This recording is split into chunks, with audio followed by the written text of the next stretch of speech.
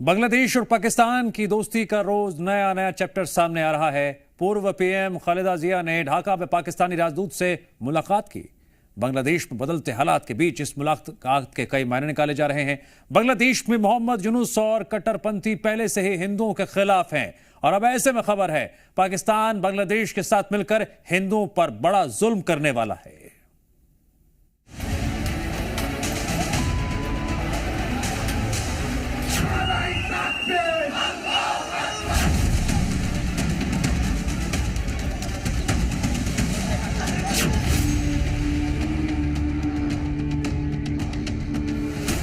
Pakistan delegation से क्यों मिली खालिदा जिया?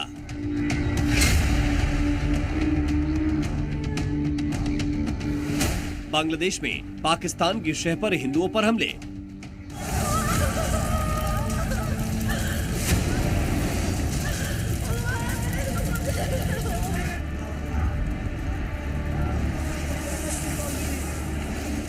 पहले कट्टरपंथी, फिर बांग्लादेशी पुलिस और उसके बाद बांग्लादेशी फौज।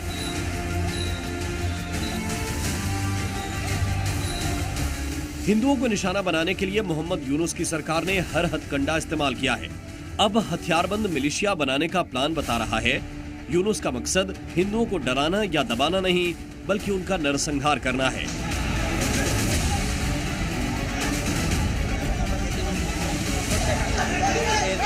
बांग्लादेशी हिंदुओं पर जुल्म और ज्यादती की सबसे नई स्क्रिप्ट सामने आई है। उसकी डिटेल आपको बताएं, उससे पहले कट्टरपंथियों के जुल्म की इंतहा देखिए।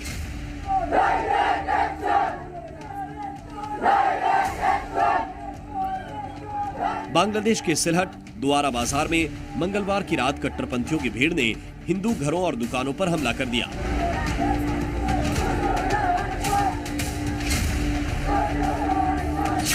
जमात के गुंडों ने हिंदुओं के घरों और दुकानों में तोड़फोड़ की, सामान लूटे और हिंदुओं को चुन चुन कर मारा। देर रात तक कट्टरपंथियों ने हिंदू इलाकों में तांडव मचाया, हिंदुओं को चेतावनी दी। कट्टरपंथियों ने हिंदुओं पर धार्मिक ग्रंथ के अपमान का आरोप लगाया और पीट पीट कर हिंदुओं को अधमरा कर दिया। यानी अब कट्टरपंथी अपना पक्ष मजबूत और हिंदुओं पर हमले को जायज ठहराने के लिए झूठे नैरेटिव का सहारा ले रहे हैं, ताकि ये मैसेज दूर तक जाए कि हिंदुओं ने उनके धार्मिक ग्रंथ का अपमान किया है, जो कि सरासर झूठ है। क्योंकि द्वारा बाजार में ये वो जगह है जहां कई सालों से नमाज और पूजा दोनों ही आसपास होती रही है और सिलहट के हिंदू हमेशा से इस्लाम की धार्मिक गतिविधियों में खुलकर साथ देते रहे हैं।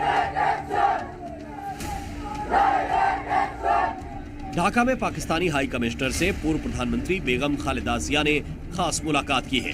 ये मुलाकात खालिदा जिया के घर पर हुई। मंगलवार रात 8:30 बजे शुरू हुई मीटिंग करीब 1.5 घंटे तक चली। ये जानकारी सार्वजनिक है और कट्टरपंथियों को भी इस मुलाकात की डिटेल दी गई है। मोहम्मद यूनुस को पहले से ही कट्टरपंथी जमाते इस्लामी का समर्थन मिला हुआ है, या यूं कहें कि मोहम्मद यूनुस कट्टरपंथियों के हाथों की कठपुतली बने हुए हैं।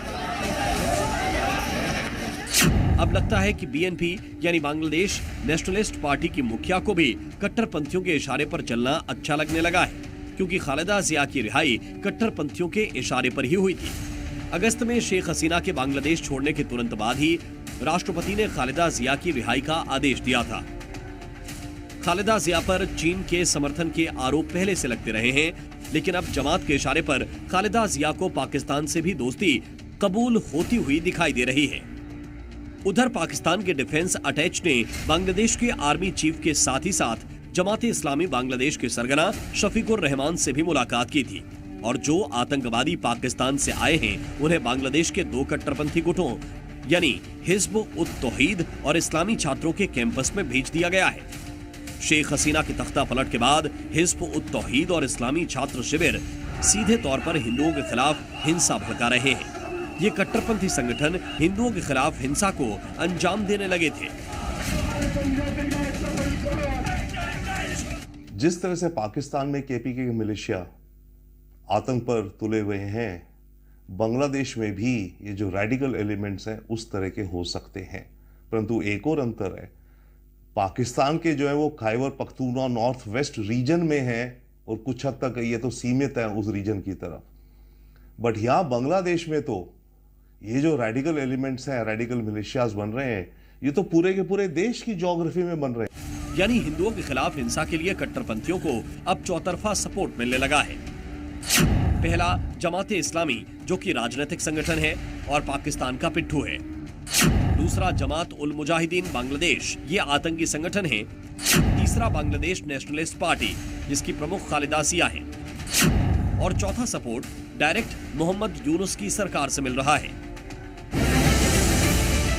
दरअसल जमाते इस्लामी बांग्लादेश सालों से पाकिस्तान परस्त गतिविधियों में शामिल रहा है। शेख हसीना के समय में भी जमाते इस्लामी बांग्लादेश और पाकिस्तान के बीच बेहतर रिश्तों की हिमायत करता रहा है। इसी वजह से पाकिस्तानी फौजी अफसर और शफीकुर रहमान की मुलाकात के मायने समझ में आते हैं। ब्यूरो रिपोर्ट, जी मीडिया।